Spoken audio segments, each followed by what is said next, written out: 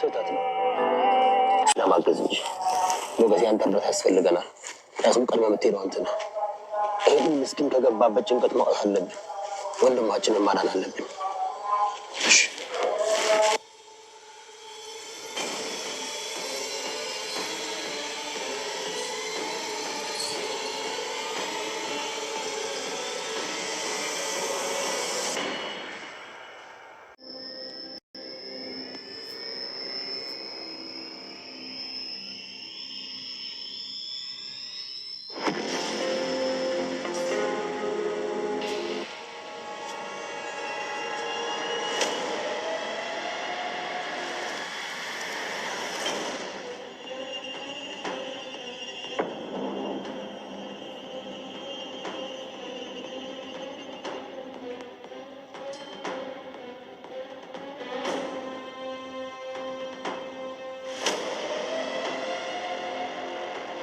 እንዴ ሞገስ ሊይዘው ነው እንዴ? እነቱ የሚረጋገጠው የጭንቅለት በለው ሲል ነው የወንድ ልጅ ሞቱ ሴትም ትገላለች ከረጋ መሬቱ አይደል የሚባለው አይደል እንዴ? አይዞን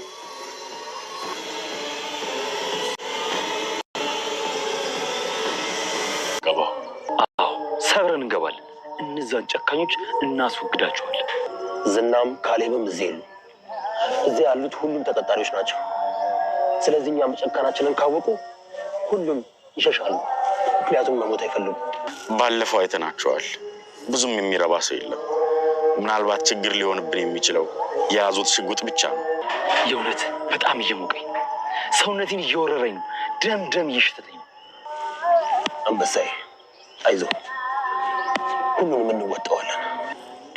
ወይዘሮ ማህሌትን እንግዲህ ኒዳማ እየበከበካት ነው የምትገኘው። እሱም ምንድነው እንግዲህ ስለ ብሩክ እያሰበች ነው ሰሞኑን። ምን ሆነሽ ነው ስትላት ኤፍራታ እንግዲህ በጣም እየተናደድኩኝ ነው፣ እየተጸጸትኩኝ ነው። ዛሬ ሜዳ ላይ የወደኩት ምን ሆኜ ነው? ምን አድርጌ ነው? ማለቴ ከብሩክ ጋር በምን አይነት ቀን የተጣላሁት? ምን አስቤ ነው? ብሩክን እኮ እንደዚህ ማድረግ አልነበረብኝም። ለምን እንደዚህ አደረኩኝ? እያለች ከራሷ ጋር እንግዲህ በጣም ትልቅ ጥያቄ እናንተን ውስጥ ገብታለች ማለት ነው። ለምንድን ነው እንደዚህ ያረኩትኝ? እኔ ጭራሽ እኮ ይሄ መደረግ የሌለበት ነው። ዛሬ ዙሬ እንዲሁ ሜዳ ላይ ቀረሁኝ። ከሁሉም ውጭ ወጣ ጎመን ሆኜ ተቀመጥኩኝ። ምክንያቱ ደግሞ ብሩክን እንደዚህ ማድረግ አልነበረብኝም። ለምንድን ነው ግን? ማን ነው የመከረኝ? ማን ነው እንደዚህ አድርጊ ብሎ የነገረኝ? ቢቀርብኝሳ ምን አዘዘብኝ? እያለች እየተጸጸተች ትገኛለች። ኤፍራታም እንግዲህ አዎ እንደዚህ ማድረግ እኮ አልነበረብሽም። ምክንያቱም ብሩክ እኮ በጣም ምርጥና አስተዋይ በጣም ምርጥ ሰው ነበረ። አሁንም ይልቁንስ ምናልባት እግዚአብሔር ፈቅዶ በህይወት ካለ ይቅርታ ብለሹ ከልብሽ ተጸጸተሽ ይቅርታ ጠይቀሽው ወደ ድሮ ህይወታችሁ ብትመለሱ መልካም ነው እያለቻት ነው ማለት ነው ኤፍራታ። ብሩ እንግዲህ ማለትም አራሱን ታዩ ጭራሽ የማይታሰብ ነው። ብሩክን ሲጀመር በህይወት እኮ ላይኖር ይችላል። ምክንያቱም አጉል ጀግንነት መስዋዕትነት ያስከፍላል። ልጁን እንጂ ራሱን እንኳን ማዳን የሚችል አይመስለኝም። ምክንያቱ ደግሞ ዝናጅ ወድቋል። ስለዚህ እስከዛሬ ሳይገሉት ይቀሩ ብለሽ ነው ወይ እያለቻት ነው ኤፍራታን ማለት ነው። ኤፍራታም አረ አይታወቅም፣ ግን እኮ ብሩክ በጣም ጀግና ነው። ሲቀጥል እንደው ፈጣሪ ፈቃዱ ሆኖ ከመጣ ይቅርታ ብለሽ እግሩ ስር ወድቀሽ ተጻጽተሽ ይቅርታ ብትዩ ደግሞ ይወድሻል። ስለሚወድሽ ደግሞ ይቅርታ ሊያደርግልሽ ይችላል ብላት ነበረ። አይ አንቺ ብሩክን አታውቂውም። ብሩክ ከወደደም ወደደም ነው፣ ከጠላም ደግሞ በዛው ልክ ነው። አሁን እኔን ምን አጣሁ ብሎ ሊያገባኝ ይችላል። እኔ እንዴት ይቅርታ ይቀበለኛል? ይቅርታ ቢያደርግልኝ ለራሱ ከሱ ጋር እንድኖር እንዴት ሊፈቅድልኝ ይችላል ብለሽ ታስቢዋለሽ? ቢሆንም ቀረም ያችኑ ቅድስና አግብቶ ይቀመጣል እንጂ እያለቻት ነበረ። አይ ላይሆን ይችላል። በነገራችን ላይ እኮ ቅድስትን እኮ በጣም በድለናታል። የማይደረግ ነገር እያደረግናት ነበረ። እግራችንን እኮ ስናሳጥባት ነበረ። ያን ሁሉ ደባ አርገንባት ቅድስት እኮ በድለናታል እያለች ነበር ኤፍራታም ወደ ኋላ ተመልሳ እንግዲህ ማህሌት ደግሞ እሷ ምንድነው የበደልናት? የምን መበደል ነው ደግሞ? ብሬን እየከፈልኩ አይደል እንዴ? እየከፈልኩ እስከሆነ ድረስ ደግሞ እንኳን እግሬን ሌላውን ማጠብ ግዴታዋ ነው እያለች ነበረ።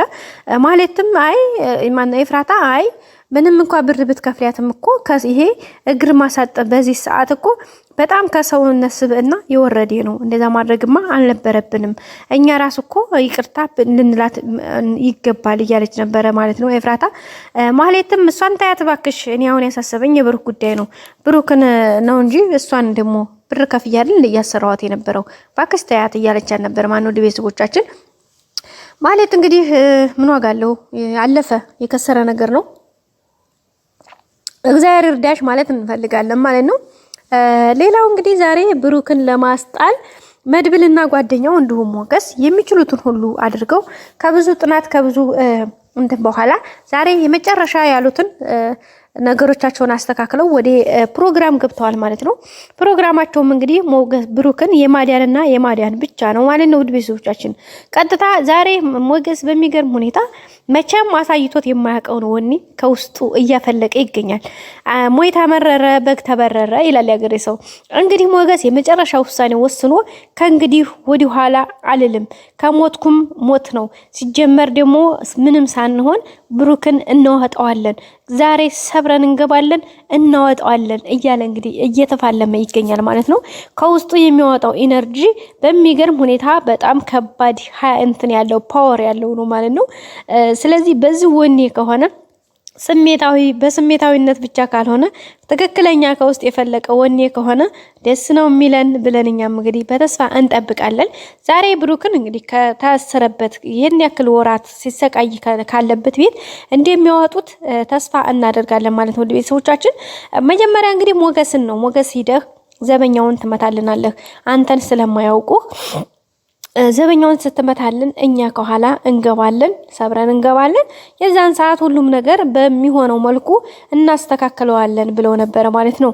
እንግዲህ እዚህ ውስጥ ብዙ ሰዎችም እንዴት አሰሩ ጭምር አይቷል ማለት ነው። ይሄ የብሩክ የመድብል ጓደኛ በባለፈው ምሳሌን ከዙ ቤት ውስጥ ነው ያስወጣትና ብዙ ሰዎችም አሉ። በሚገርም ሁኔታ አንዲት ቆንጅዬ የምታምር ሴትም እዙ ታስራ ትገኛለች እያለ ነበር ማለት ነው የመድብል ጓደኛ። አረ መጀመሪያ የራሳችንን እናድንና ስለ ሰዎቹ አንደርስባቸውም እያለ ነበር መድብል ተው እንጂ አንተና እኔ ደግሞ አይተነው እስር ቤት አለ ወንጀላችን ምን ያክል እንደተሰቃየን እያየኸው እዛ እስር ቤት ውስጥ ከመቶ 40% የሚሆነው እኮ አይደለም በትክክለኛ ስራው በወንጀላቸው ተፈርዶባቸው የታሰሩት።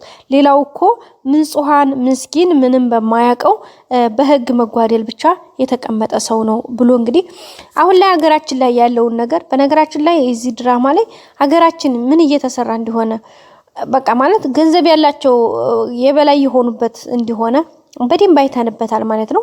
ሀገራችን ላይ ያለው ሁኔታ ይሄ ነው። በቃ ብር ካላችሁ የሆነ በገንዘባችሁ ሁሉንም ነገር ታስተካክላላችሁ። ያ ማለት እናንተ ጥፋት ብታጠፉም ባታጠፉም ከናንተ የበለጠ ሰው ወይም ከናንተ በላይ ገንዘብ ያለው ሰው ገንዘብ ከፍሎ እናንተን ይሄን አድርጉልኝ ከተባለ እናንተ ትገደላላችሁ፣ ትታሰራላችሁ፣ ትደበደባላችሁ፣ ትረገጣላችሁ፣ ትጨቆናላችሁ።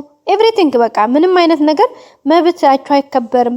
ሁሌ መብታችሁ እንድትጣሰ ነው ማለት ነው። ለምን ከናንተ በላይ ገንዘብ ያለው ሰው ስላለ ከናንተ በላይ ፓወር ያለው ሰው ስላለ እና በዚህ ውስጥ ነው ውድ ቤተሰቦቻችን በጣም በሚገርም ሁኔታ እንግዲህ ህይወት በዚህ መልኩ ነው እየሄደች ያለችው።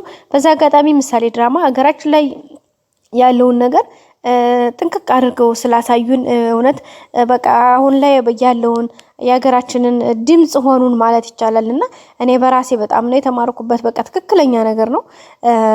እንግዲህ የመድብል ጓደኛ መድብልም ሲናገር የሰማችሁትን አማርኛቸው እውነት በጣም ነበር የሚገርመው። በቃ ትክክለኛ ሀገራችን አሁን ያለችበት ሁኔታ ነው ግልጽ አድርገው ያሳዩንና በዛ አጋጣሚ ቴንኪው ማለት እንፈልጋለን። እንደ ድራማ ሳይሆን በቃ ትክክለኛ እውነተኛ ታሪክ እስከሚመስል ድረስ አለስራቸው አለምናቸው ከበላያቸው በስልጣንም ሆነ በገንዘብ ከበላይ የሆነ ሰው ብቻ እንዲታሰሩ ስላዘዘ ብቻ የታሰሩ ብዙ ንጹሃን ብዙ ማረሚያ ቤቱና እስር ቤቱ ይቁጠረው ማለት ነው። ቤተሰቦቻችን ልጆቻቸው፣ ትዳራቸው፣ ህይወታቸው እንዲሁ ሜዳ ላይ ተበትኖ እነዛኞቹ ደግሞ አለ ወንጀላቸው አለ ጥፋታቸው በእስር ቤት የሚማቅቁ የሚሰቃዩ ስንት ወገኖቻችን እንዳሉ ያንን ነው እንግዲህ ጥንቅቅ አድርገው በምሳሌ ድራማ ያሳዩንና ወንድሞቻችን በጣም እናመሰግናለን። የምሳሌ ድራማ ዳይሬክተሩን ጨምሮ ቴንኪው ማለት እንፈልጋለሁ እኔ በራሴ ማለት ነው። እናንተስ ምን ተሰማችሁ ቤተሰቦች?